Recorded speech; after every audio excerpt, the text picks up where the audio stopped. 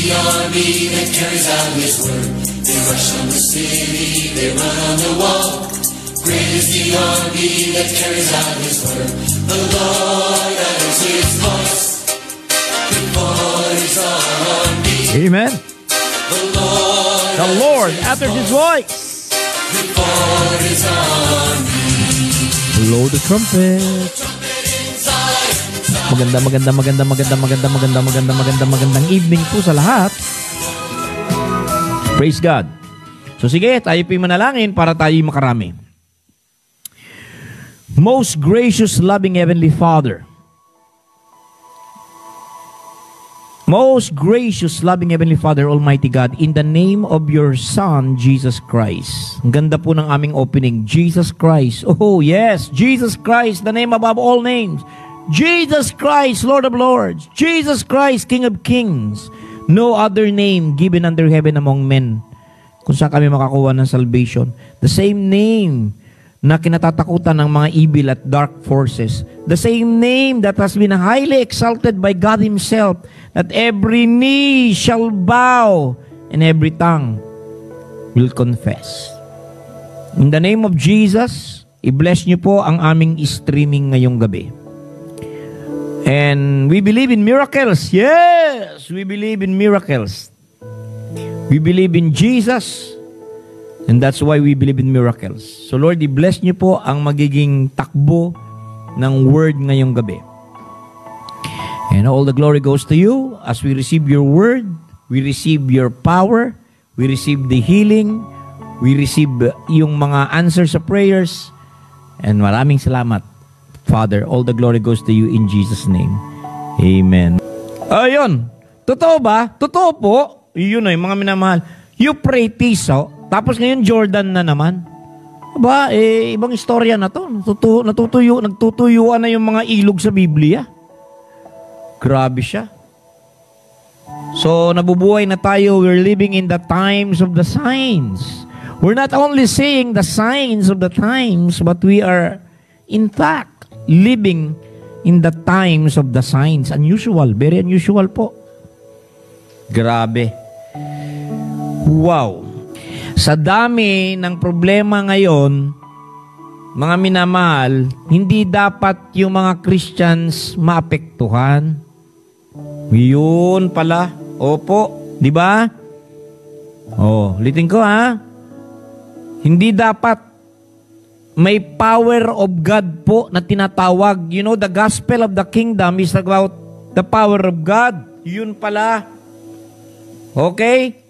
Tignan po natin, mga minamahal. Kasi kung ano yung nasimulan ni Kristo, doon din nagtatapos ang istorya ng gospels na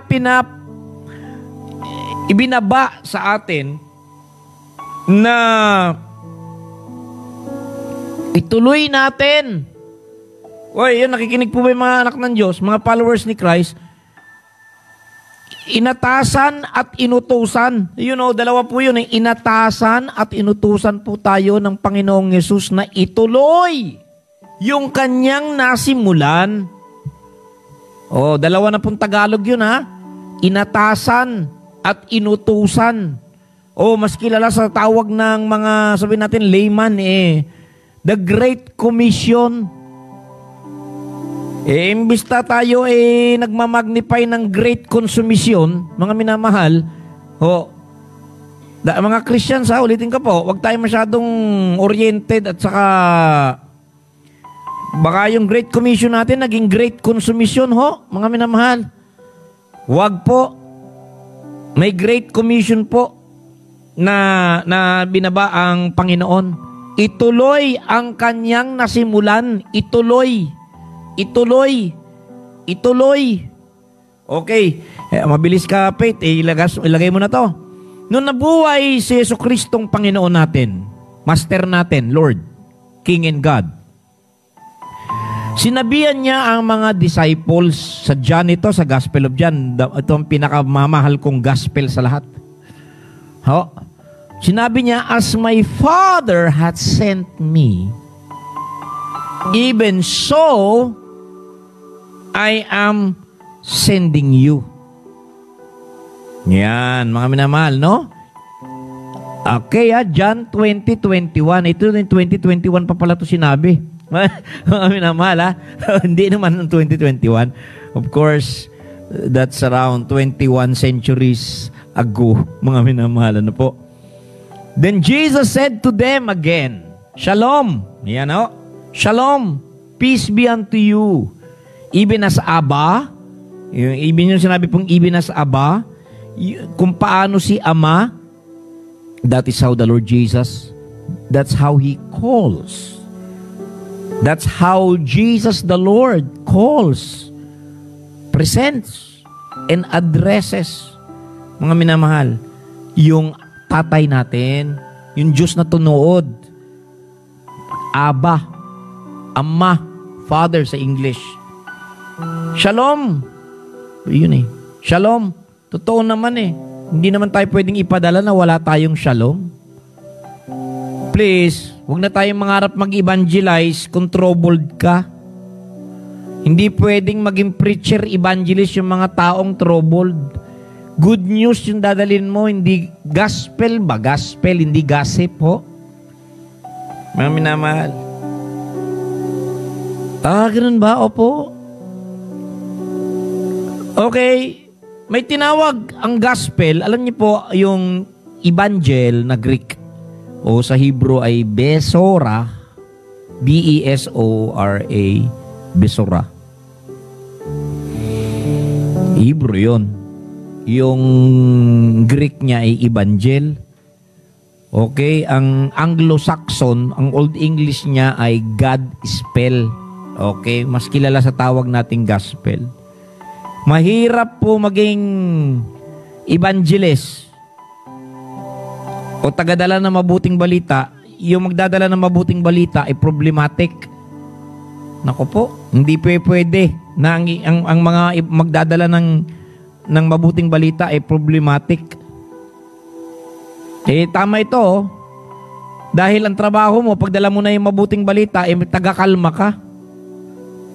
Lagi mong sasawayin yung mga naguguluhan. Nakita po natin.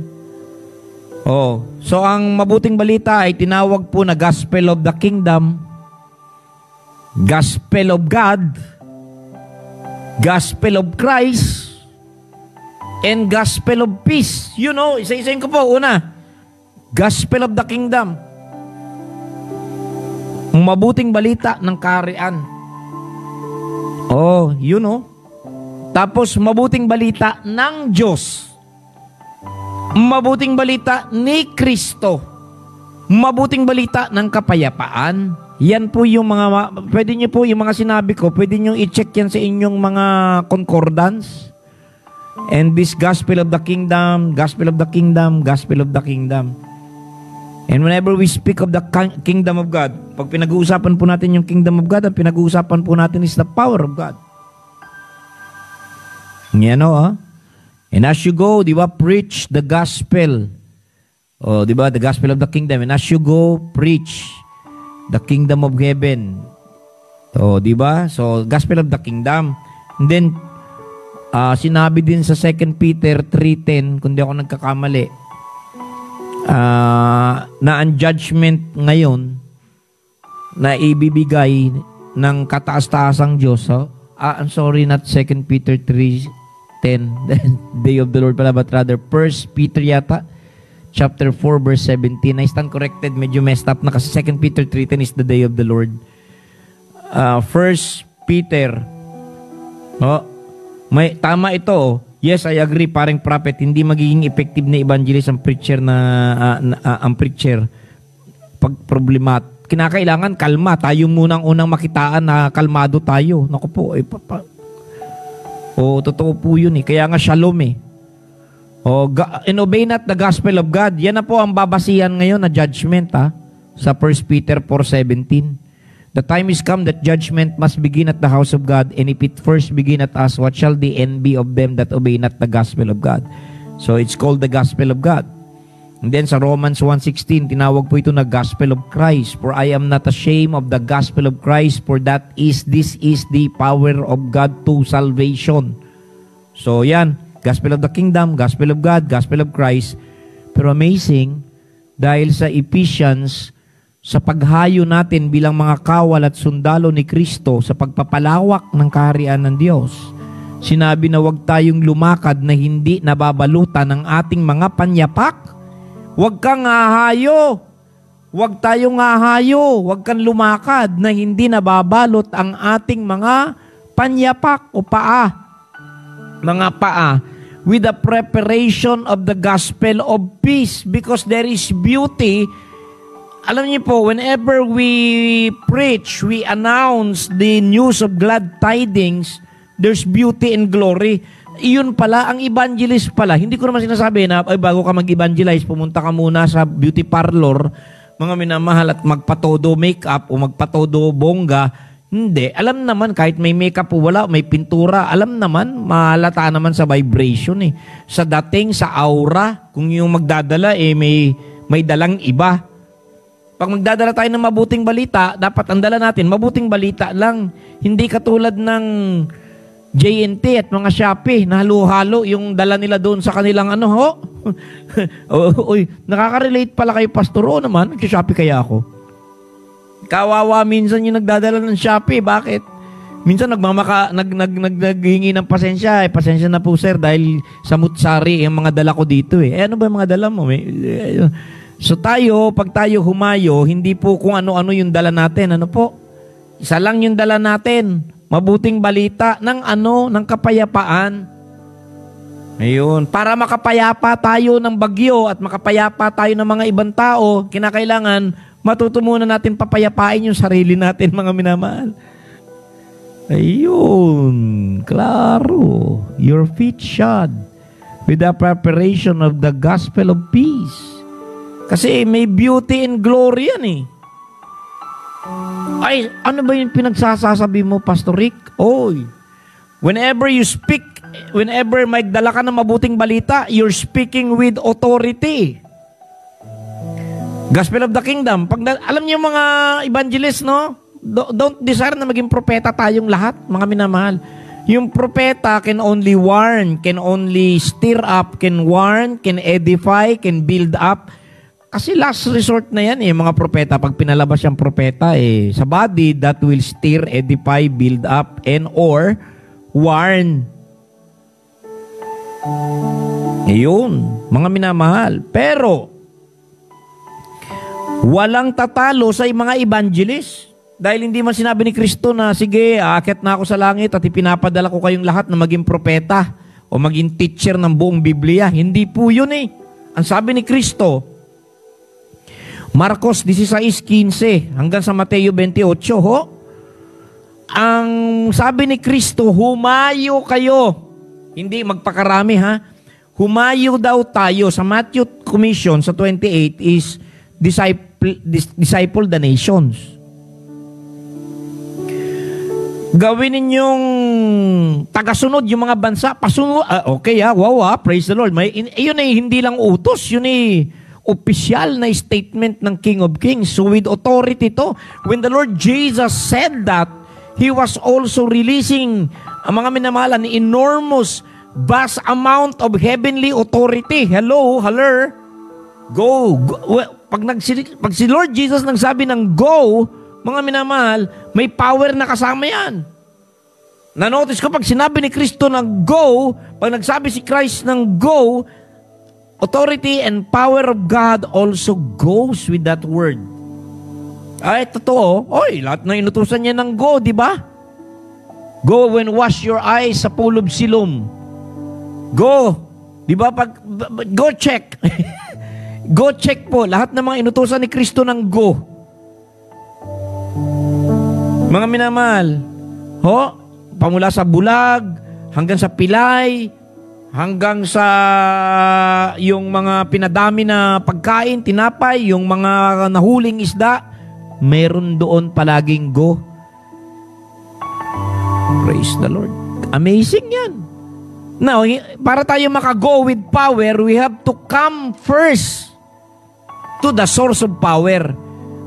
Before the Lord sends us, before He can send us out and go with power and authority, we have to be, mga minamahal, okay muna sa pag-come sa Panginoon. We have to come to the Lord, to the source of power.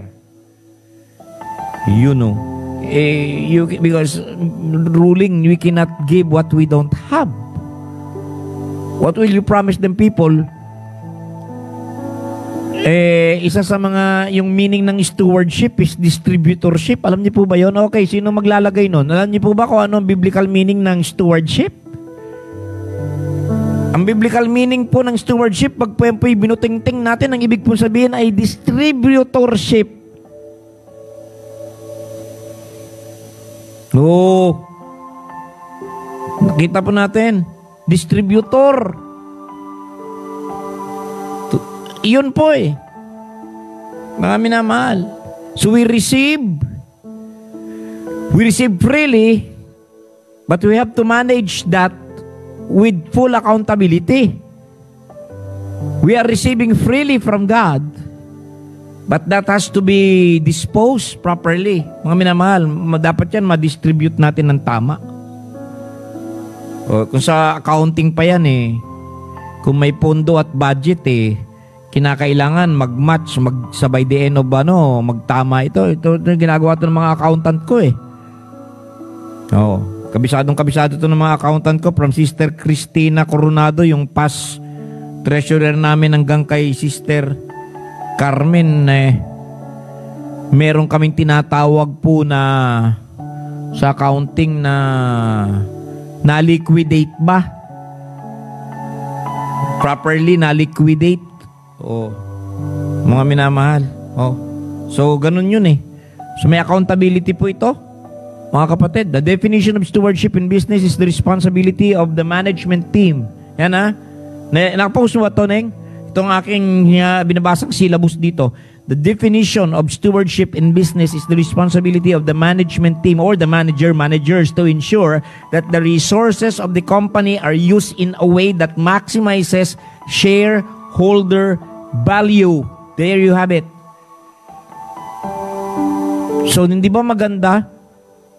Iimbitahin ba tayo ni Kristo nang wala tayo? Alam, sabi ni Kristo, kayo, parito kayo sa akin. Punta kayo dito sa akin. Gagawin ko kayo mga distributor, dadaling ka sa isang empty na bodega. Mga minamahal, ang matawag sa kingdom of God. Sinasabi ko nga po ito kanina. Kasi ako po, kaya na, hindi po ito sa pagtataas ng bangko. Hindi ko po maiwan ang kingdom of God.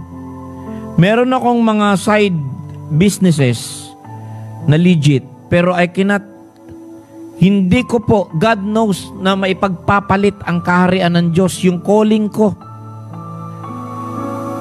Like for example, I can be a multi-millionaire in 1 year.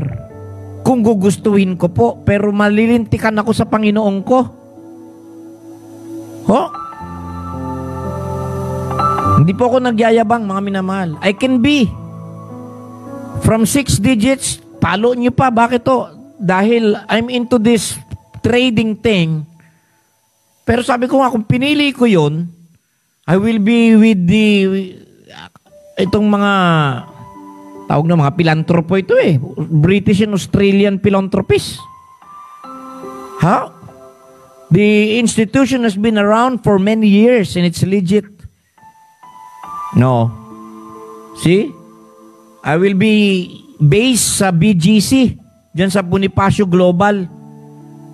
In fact, very less, minimal yung effort ko. Bakit to? Kasi yung mga nauna ng mga coaches sa akin, yung mga magagaling na, sila na ang halos sa kakwan eh.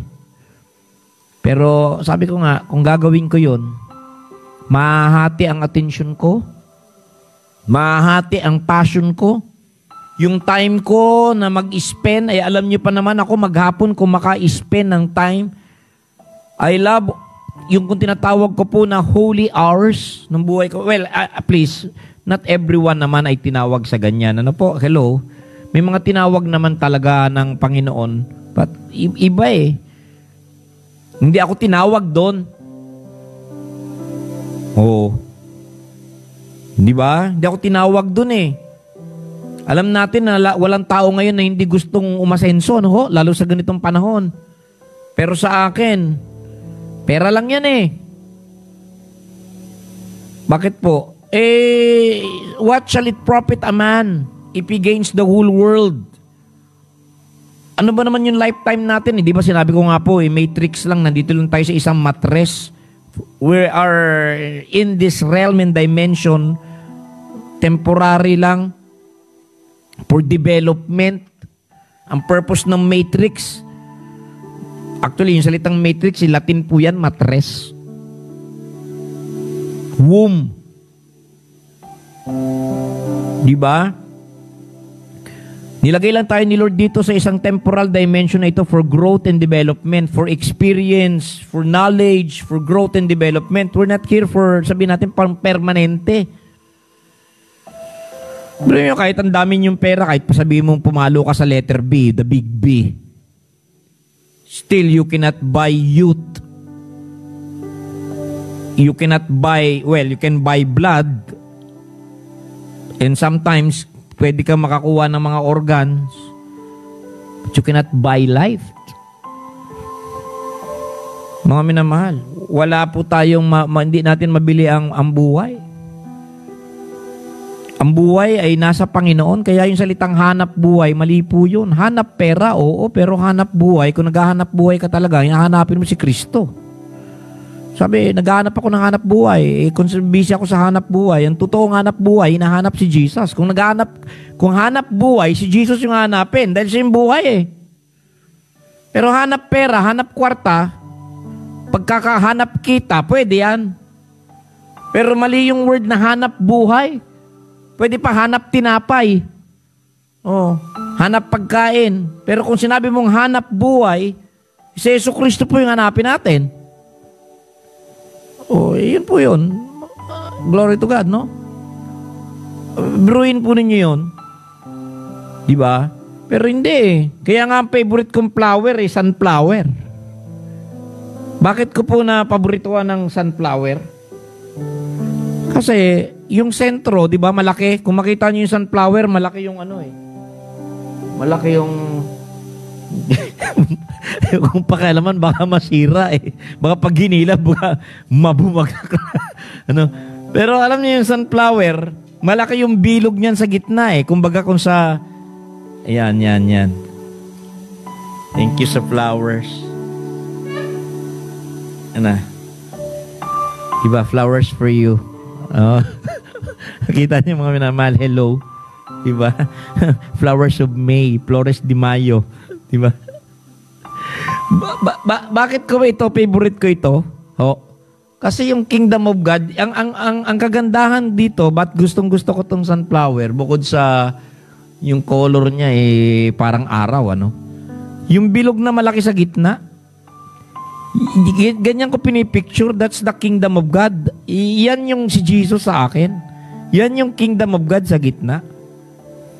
Hindi ko pa pwedeng ilagay ang Kingdom of God na maging side dish lang o sideline. Hindi po pwede. Kahit alukin ninyo ako ng bilyon, hindi po. Hindi ko po pa igpapalit yung Panginoon ko. Eh may awit pa, nagpa-water baptism ka pa, tapos kakanta-kanta ka doon ng take the whole world but give me Jesus. You take the whole world but give me Jesus. Praise the Lord. Eh, pag nagka-problema, yung iba, ginagawa si Lord, ginagawang parang bumbero. Si Lord, bumbero. Yung church, parang bumbero. Yung prayer, fellowship, bumbero. Bakit ko sinabing bumbero? Hindi mo masyadong pinapansin pag walang sunog eh. Oh, eh, di ba, totoo naman, si Jesus, great physician. Hindi tawagin na lang natin pag may sakit. Wow, eh di wow naman, ano? Praise the Lord. Ayaw ko po. Dahil si Kristo hindi lang sa akin medicine. Si Kristo hindi lang sa akin deliverance. Si Kristo sa akin ay life. For me, to me. Para sa akin, for me. Jesus is not just medicine and healing. Jesus Christ is not just mga minamahal parang in case of emergency, call on the Lord. Wow. Tapos pag magaling ka na, hindi ka na mahagilap. Ayoko po nang gayahin yung 10 ketongin. Di ba may 10 lepers? May 10 lepers na pinagaling si Lord Jesus. Oh. Ganun ginagawa. Hindi. Ayoko. Pag magpapa-water baptism, yun ang kanta di ba? I have decided to follow Jesus. Ito po. May sinabi dito, alam niyo, wala naman bayad pa nagpagaling si Kristo, pero kahit naman papano, marunong naman siguro tayong tumanaw. Yung gratitude, ano ba ang tugon? Hindi pinababayaran ni Kristo yung ginagawa niya, ha? Take note, hindi po. Because we can never, kahit pabayaran yan, hindi. Naku po, baka naman hindi, singilin tayo sa presyong hindi naman natin kaya. Pero how about yung respond natin? Hindi lahat sa atin financially able, pero siguro naman, pwede naman tayong lahat maging responsible. Ibig sabihin, responsibility. You have the ability to respond at least. Di ba? Sa akin, binibreakdown ko yung word na responsibility is not just accountability. It's how you... paano? Ano ba? Ano bang ginawa? Anong gagawin ko? Hindi naman tayo yung nag-i-initiate Hindi naman Wala din naman sumbat yung totoong Diyos sa atin, of course. But somehow, pag hinipo ka, siguro marunong din naman din tayong humipo sa Kanya. Buhay di ba? Hindi man tayo patay. Buti pa nga yung halamang makahiya pag nahipo Alam niyo po ba yung makahiya na halaman? Pag nahipo mong ganun, nahihiya. Di ba? At any rate, yun na nangyari. May pinagaling 10 ketongin. Pero lahat sila gumaling. Pero isa lang yung bumalik. Yan, milagro na itong pinag-uusapan natin. One of them, when he saw that he was healed, one of the 10, when he saw that he was healed, he turned back and with a loud voice glorified God and fell down on his face at his feet, giving him thanks. And he was a Samaritan. Yung pangkaaway. So, ibig sabihin, baka yung 9, mga Hudyo, mga kababayan ni Jesus siguro yung 9, pero nakatangi-tangi itong isa Kung sino pa yung kaaway, siya pa yung bumalik. With a loud voice, glorified God, fell down on his face at his feet. Ito yung isang gesture na talagang hindi mapahindian. Kahinaan ni Kristo to, yung dadapaan mo siya sa paanan. Ako po, sila Mary, ang daming dumapa sa paanan ni Kristo, talagang nakakuha ng malalaking blessing. What an act of humility, mga minamahal. He fell down on his face at his feet, giving him thanks. Yun man lang sana Give him thanks. Bawa, pinagaling ako ni Lord. Alam niyo po, ang gagamitin ko yung example. Wala na po akong ibang gagamitin pa. Wala siguro na born again sa aming pamilya, kundi Mama Grace ko lang, kung hindi po yan. Alam niyo ba kung bakit namin na-persecute lahat si Mama? Bakit ako na-win? Bakit niya na-win si Daddy? Kasi, kaya nga ako nagamit Dahil nakipag-covenant kay Lord yan. Sabi niya, Lord, pinagaling niyo po ako na wala akong noong una. Ang dami, ang laki na nagagastos namin para lang ako gumaling sa rheumatic heart disease ko. Kahit umabot pa ng 100,000, this was back in the late 70s. Take note po, late 70s, early 80s. Elementary ako noon. Magapuso niya na konting saya lang yan, konting aburido na himatay yan. Kinakagat pa po namin lahat ng mga daliri niyan para lang makabalik. Lahat yata ng simbahan napasok namin dahil hila-hila ako ni Mama Lahat ng faith healer, lahat ng kilala, from Johnny Midnight at saka yung mga kilalang amang-amang. Pamula sa laway hanggang sa mga tapal-tapal, hanggang lahat ng santo na ipasok sa bahay namin, hanggang sa bundok ng Banahaw. Diyos ko po, gumaling lang si Mama. Nasubukan po naming lahat yan, hindi po ako nagbibiro. Pero purihin ng Diyos nung wala na po kaming ka-effort sa Araneta Coliseum, sa isang hindi inaasahan pa, doon nahuli ni Jesucristo ang aking ina. A lady there suffering from heart disease, you stand up. Ayaw pang tumayo dahil nasa pinakataas kami. At ang ginamit ay si Ernest Ainsley. Reverend Ainsley ng Akron, Ohio Cathedral of Grace or Grace Cathedral. Ang message ni Reverend Ainsley ay yung sinimulan ko rin kanina. Jesus Christ is the same yesterday, today, and forever. Mga minamahal, pinapadala tayo ni Kristo ng mga witnesses. Paano tayo magiging witness kung hindi natin na-experience? Witness nga eh. Ang gagawin ng witness is magpatotoo, mag-testify. Ibig sabihin, ibababa ng isang witness yung kanyang nasaksihan, yung kanyang naranasan, yung kanyang natunghayan. Nangyari sa buhay niya, yun ay ibababa. God is a personal God. Salvation is personal. Pagtanggap kay Jesus is as personal Lord and Savior. Personal. Ganun eh. Pero alam niyo po, pwede naman na magaling na si Mama. Di nagparty-party na lang kami. Magaling na eh. Pero alam niyo, nung pinagaling siya ni Lord sa sakit sa puso, hindi lang siya tumanggap ng kagalingan, tumanggap siya ng pagbabago at pagkagising sa tawag ng Diyos. Bakit ba tayo pinapagaling? Para magparte? Bakit ba tayo pinapagaling? Para mabuhay sa gusto nating kasing buhay? Isip-isip po tayo, mga minamahal. Bakit tayo pinagaling? Kasi may purpose ang Panginoon. Alam niyo, pag wala ng purpose, kahit anong tuwad mo siguro dyan eh. Sabi ni Lord, mas mabuti pa na umuwi ka na lang dito kaysa magkasala ka pa.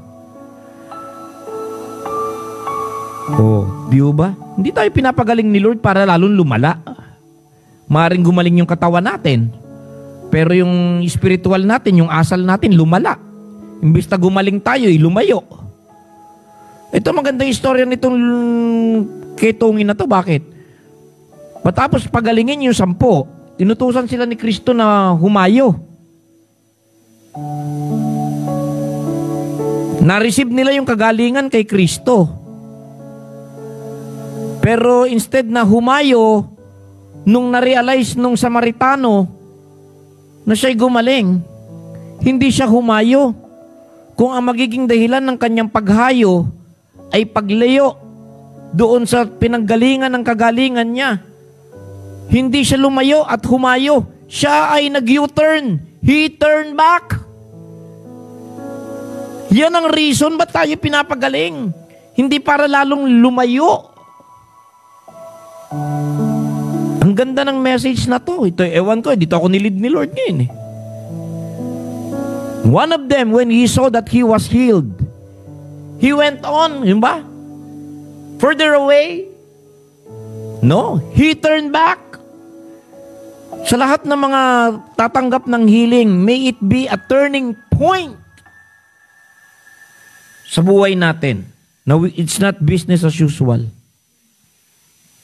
It's not going our way, but coming back to the real way.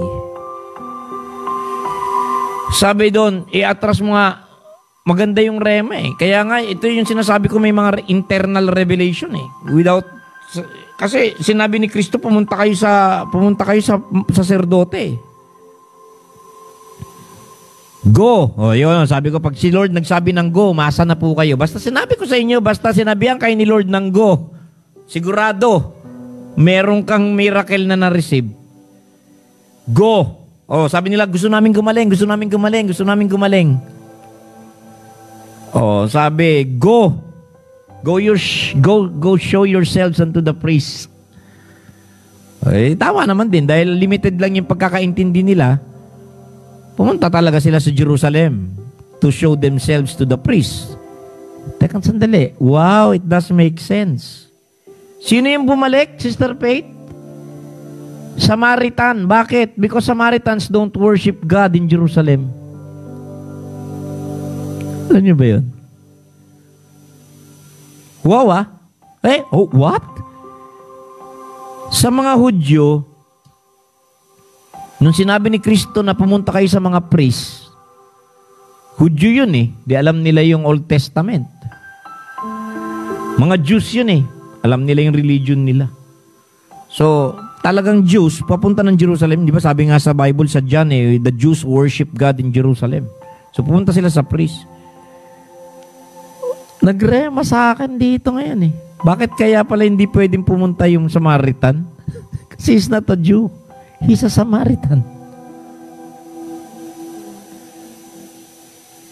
Kaya nga the Samaritans, they don't worship God in Jerusalem. Go back to John chapter 4. Di ba? Pero amazing, bakit po? Now, that's the two different things. Ano po? Dito pinapakita sa atin ang difference ng religious culture sa relational encounter. Kadalasan yung revelation nandoon sa more on sa personal contact with God kaysa sa kanyang religious background. Pagsabi nga po kayo kung nagrema ba yung sinabi ko. Yung Siyam, susunod sila doon sa kanilang religious culture. Okay? Kasi yun ang sabi sa utos ni Moses eh. Pero yung Samaritan, yan, John 4:20, our fathers worship in this mountain. And you Jews, you say, Jerusalem is the place where men ought to worship. O yun, so nakita na po natin. Maganda palang ginagawa ni Lord ng miracles kadalasan, yung mga walang religious orientation, ano? Mas malakas magrema doon sa walang religious orientation eh. Yung living word.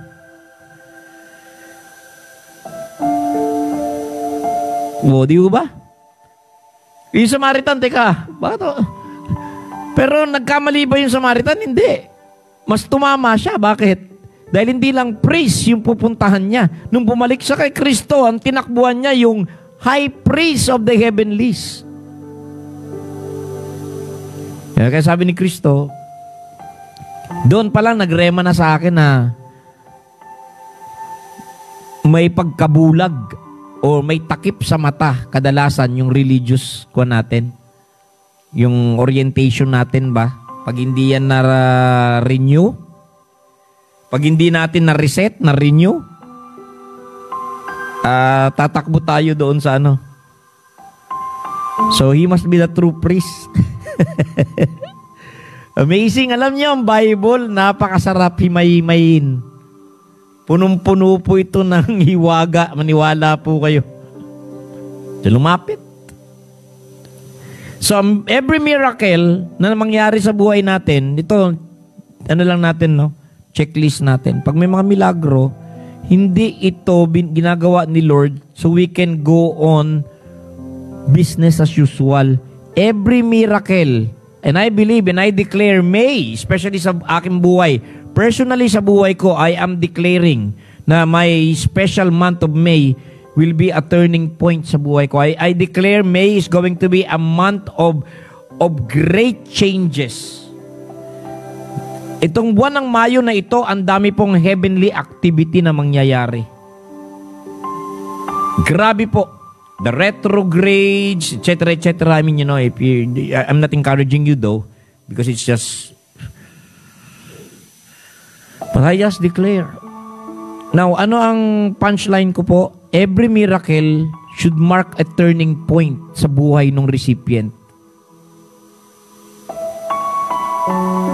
Mga minamahal. Every miracle must be, para bang a demarcation line, a point. It should be a point ng leveling up or change. Ang sarap eh. Kasi ang power ng Panginoon, tuloy-tuloy yan na mag-flow-flow kung open tayo palagi for changes. Changes not for downgrade, but for the better. Yung nag-step up pa tayo, step up, level, nag-level up ba? Nag-level up, level up. Para bang umakit ka sa hagdanan ba? Level up. It should be a climb, not a descent. Mga minamahal. So, nag-U-turn siya. Wow. Napapawaw na lang ako. Yung lahat ng mga nakareceive ng supernatural encounter from Abraham sa Old Testament, and the rest of the characters of the Old Testament, when some divine representative, yung encounter ni David with Samuel, and the list goes on, man. Those are the Old Testament, but I'm not going to dig deep into it. It's all there in the Old. Tututukan ko yung New Testament. And the agent of change, the vortex, the focal point, the central point na kinakanta namin palagi, Jesus is the center. The focal point is, pagka naka-encounter mo si Jesucristo, magbago ka talaga. Marami pong changes. Si Matthew at saka si Zacchaeus, nagbago. Tax collectors, yung mga nagtatrabaho sa tables ng BIR, nag-iba from the table, from being seated down dun sa table ng revenues. Then they walk with the Messiah. They stood up, leaving the tables, and walk with the Messiah. Grabe, no? Yung mga babae na nasa mga club, nasa mga whorehouses na patago ng Israel, when Jesus came, nagpunta sila, nakasalubong nila si Kristo, nakalabas sila sa mga whorehouses, sa mga bahay aliwan. Mga dating babaeng mabababa ang lipad, ngayon nasa langit na. Dahil dumating si Kristo. Ang ganda eh. Doon mo makikita yung totoong tinalaban ni Jesus Christ eh. May pagtindig, may pagtayo, may pagbabago, may pagbukas ng pangunawa, may pagbukas ng... Mag-iiba ka talaga pag tinamaan ka ni Kristo eh. Kaya nga yung mga ayaw tumanggap kay Kristo dahil masyado nilang mahal yung religion nila. Ito, Mateo 21:31, oh. Matthew 21:31. Whether of them twain did the will of his father, yet they say unto him, the first. And Jesus said unto them, verily I say unto you, that the tax collectors, yung sinasabi mong mga cheating tax collectors, publicans, and the harlots, yung mga whore, they will go and enter the kingdom of God before you. Sinabihan niya yung mga religious leaders, oh. We don't need religion, we need renewal of mind. To get into the kingdom, to catch, to see, to enter, and to avail ng mga unlimited resources ng kingdom. A renewal, mas kinakailangan ma-renew yung mind. That's the word metanoia, repentance. Yung ibig sabihin ni Christ na repent means, sinasabi po na not just literally being sorry for your sins, but magkaroon tayo ng radical, dramatic na pagbabago by the renewing of the mind. Having a religious leaders can revise some old dogmas and mag-result ng reformation. Ulitin ko nga po, katulad nila Martin Luther, etc., etc., every now and then may mga reformists. But reformation is man-made. After a revision of some old paradigm or some old dogma, man-made, then out of that revision, reformation will result. Pero instead of revision, we need divine revelation which will eventually result into transformation. So this is man-made, revisions and reformations. Yung divine naman is revelation of the Spirit to transformation. So you just check kung alin yung pinagkaiba nung isa dun sa isa. May man-made, merong of divine working. Miracles are not man-made. Miracles are divine workings. You don't schedule it. You don't plan it. You don't program. You can pray for it, but you don't plan. Bakit po? You can never tell. You never can tell when and where the next strike ng Holy Spirit. It's not by might nor by power, but the Spirit said the Lord. Ang sarap eh. Pastor Roderick, paano ba? Encounter, contact. Yun po, to get connected with. Nandun na naman sa letter C lahat. Ito, miracles na to eh. Kaya nga pinopromote po namin dito, Christ-centeredness eh. Ang pinopromote po namin dito ay Christ-centeredness. Nakasentro tayo kay Kristo. Establish a divine connection. Have a divine contact with the Messiah, the living Word, na siya din panggagalingan ng Holy Spirit. Mga minamahal, lumanda po kayo sa mga miracles. Now listen. Pang-closing ko to. We may call it now parang normal na, but siguro sa unang 10 taon na lumabas yung kuryente, I can just imagine, this is a wonder ng science and technology. I mean, you know, if you happen to be siguro buhay nung panahon nila Edison and Tesla, from direct current to the introduction ng alternating current, from Edison to Tesla, na ang talino ay pinakinabangan ng mga malalaking electric company ng Amerika katulad nila Westinghouse. Magugulo. Wow, milagro. But here's another miracle eh. I'm not going to talk, I don't want to touch on Edison. No? Kayo na lang gumawa ng sarili nyong research about Thomas Alva Edison. But the wonder man, Nikola Tesla. So, paano ba tayo makakuha ng kuryente, Pastor Roderick? We need a generator, turbine generator. Actually, kung hindi po hinarang ng mga malalaking bankers at saka yung mga malalaking electric company sa Amerika, noong pa man, lahat sana ngayon walang nagbabayad ng kuryente. Alam niyo po ba yun? Hinarang nila.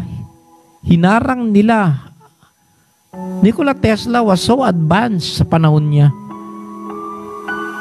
Ngayon, ang dami. Yung mga, like, you know, Big Pharma, yung OPEC, yung mga oil and petroleum, I mean, all this colossal, gigantic business. Sila yung mag-control. No, okay, let's just go back to Tesla. Pagwawakas. Alam niyo ba na electricity is everywhere? Ulitin ko po, electricity is everywhere. The fact na humans are natural conductors. Electricity is abundant. It's everywhere. It's free-flowing. Yes, ba't hindi tayo nakukuryente? Of course.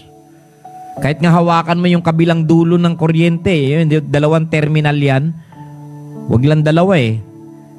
Saksak mo lang yung isang dulo ng kuryente, nung isang switch doon sa tapos hawakan mo yung kabila, iilaw po yan. I can prove that. Electricity is everywhere. Pero Pastor Roderick, bakit? Gagamitin ko example to. Since ito po ay infinitesimal at saka available everywhere, pero kung available everywhere, sana nung unang panahon pa sana, meron ng mga light bulbs, meron ng mga ilaw, yung mga ancient Egyptians, mga ancient Jews, etc., mga ancient people, yes, of course. Pero alam niyo po ba kung bakit? Napakinabangan nila ang mga kuryente because of resistance.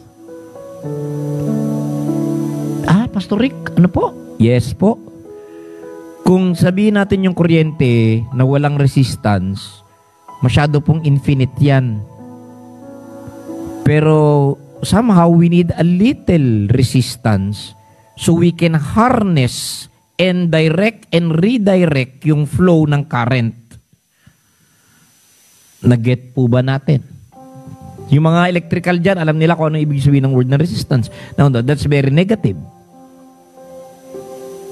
Now, kunin ko ang paradigm na ito at principle sa electricity sa spiritual power of God. Imposible na walang nanonood sa atin ngayon dito na walang problema. Hindi ko alam, iba-ibang problema. May problema sa personal, may problema sa relationship, may problema sa kanyang pag-iisip, may problema sa kanyang pangangatahuan. At higit sa lahat, ang problema ng marami, number one prayer request, financial ngayon. Those are resistance. Negative they may be, but it will not bring any condemnation, mga minamahal, kung meron lang tayong tamang understanding na ito ang magtatawag sa power ng Diyos na dumaloy sa buhay natin. Sana nagrema. Dahil saan gagamitin yung power ng Panginoon kung walang paggagamitan?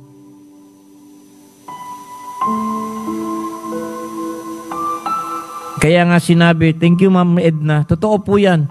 Now you begin to ask the Lord and talk to the Lord and thank the Lord sa mga problema natin, sa mga limitations natin, sa mga resistance na dumarating sa buhay natin, because this can attract, this will be a valid reason, mga minamahal, that the power of God can be directed and addressed sa atin individually. Mga minamahal, kaya nga sinabi sa 2 Corinthians 12:9, and Jesus Christ said to Paul, my grace is sufficient for you, for my strength is made perfect in weakness. With that understanding, sinabi ni Paul, most gladly therefore will I rather glory in my infirmities, that the power of Christ may rest upon me. Therefore now, sabi ni Paul, I take pleasure in infirmities.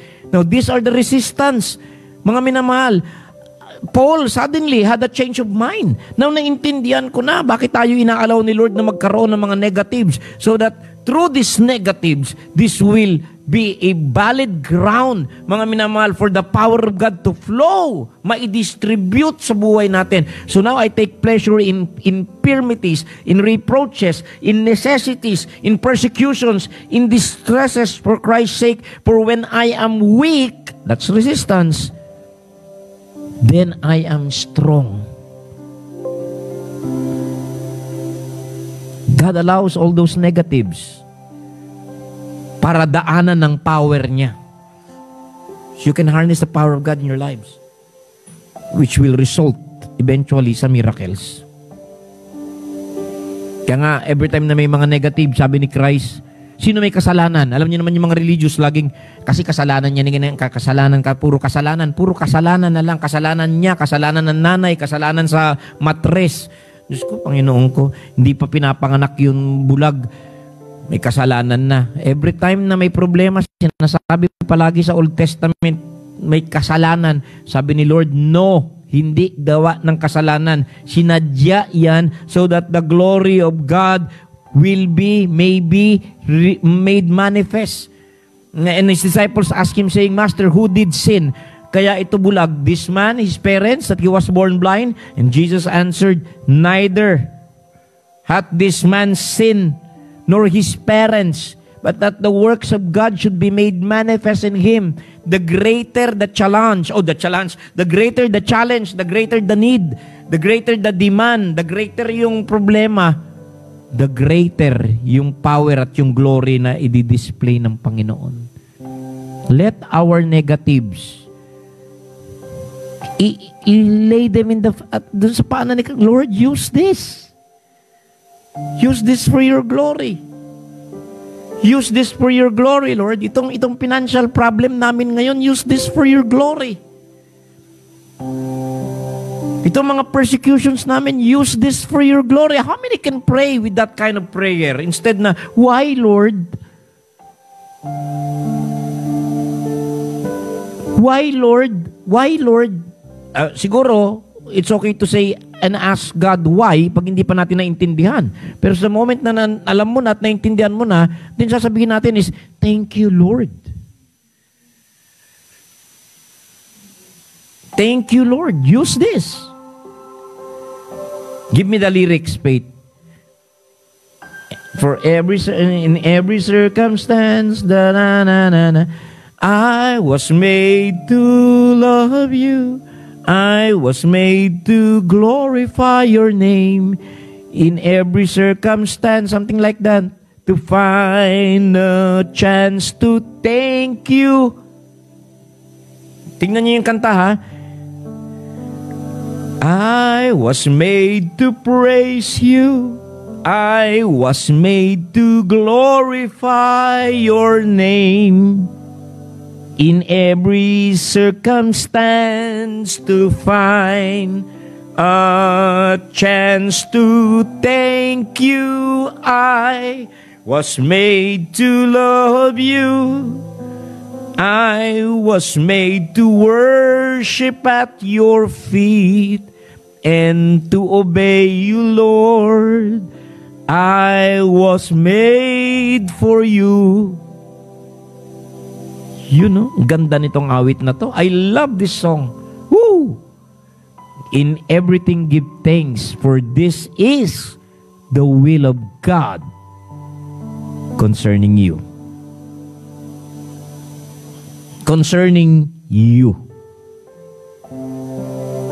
And we know that in all things, God, di ba? All things work, di ba? For good to them that love God, and to them who are called according to His purpose.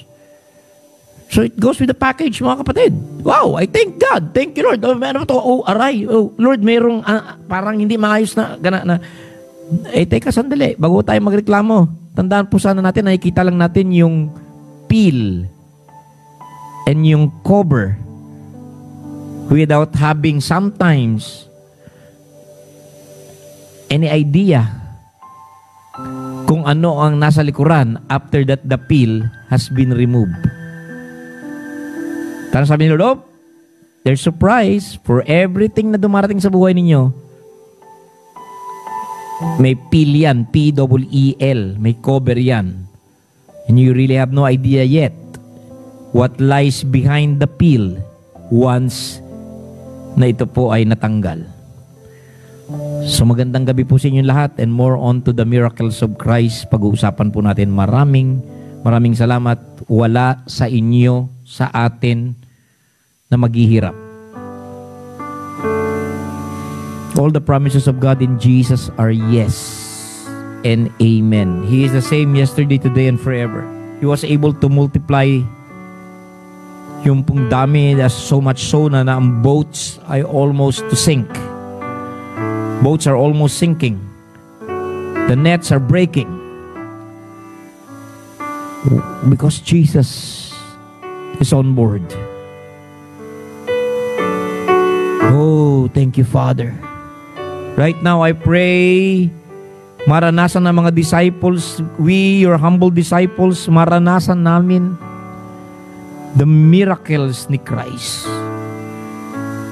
Na pag ito'y nagsimula na, tuloy-tuloy na po ito, Lord, there's no stopping it.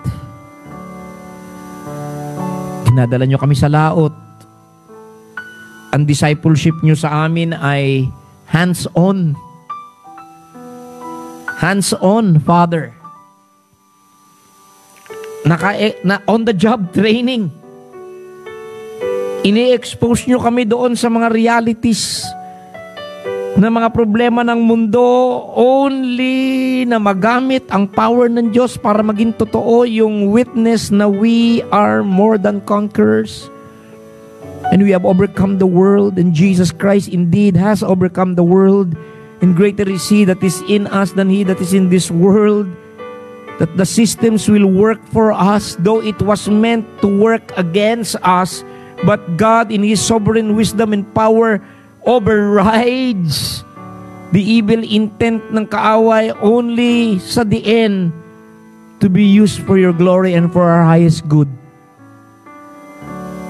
Father, right now, I pray for those that are reaching out in faith and high expectations. Sa mga pinagdaraanan nila, let this be maging resistance where the power of God can freely flow through, and that the power of God can be directed and redirected to flow in our lives. Thank you for our circumstances, Lord. That this can be great opportunities for the power of God to manifest. Sa mga may need, that there will be a divine supply, that there will be plenty, that there will be a miraculous openings, unexpected passive income, Lord, darating. Oh, thank you, Father, not by might nor by power, but by my spirit, you said, Lord, na meron po kayo mga inutusan, God-ordained, God-commanded blessings coming to your people. And when you feel all the way to the brim. You don't fill any vessel halfway. When you fill them up, you fill them up all the way to the brim. So much so, Lord, the abundance, we can share it with others as well. Thank you for so much peace. Thank you for so much joy. So great a salvation that we can share this, Lord. Salamat for the great love so we may be able to love others as well. Salamat for the great peace so we can share that peace dun sa mga troubled ones. Salamat sa joy na we can cheer up yung mga afflicted.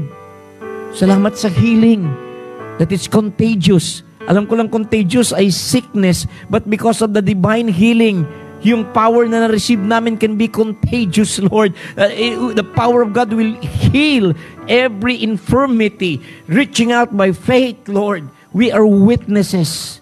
Thank you, Jesus Christ, that there be healings tonight. In mind, in heart, in physical body, sa soul. Healing sa mga relationships na marred. Healing sa mga troubled minds. Sa mga anxieties. Let there be the shalom. Salamat, Lord, for surprises. Salamat sa divine connection. Salamat sa mga openings. Salamat sa mga divine pour-outs. Oh, thank you, loving Heavenly Father, for the strength, for the life. Ang sarap. Holy Spirit, grabe, walang amount ng word. Hindi namin kayo kayang pasalamatan. Salita. Grabe ang trabaho niyo, Holy Spirit. Grabe, grabe. Please don't stop there. Continue to reveal. Continue as you promise to empower and guide us and open things na hindi namin too great for us to comprehend, but by your grace, by and by, maintindihan namin. Thank you, loving Heavenly Father. Let the power of God flow. 7 times I declare healing. Healing. Healing. Healing. Healing. And healing. Filling up. Filling up. Filling up. Filling up. Divine supplies. Open doors. All the glory goes to you, Father. In Jesus Christ's holy name. Amen and amen. Shalom po.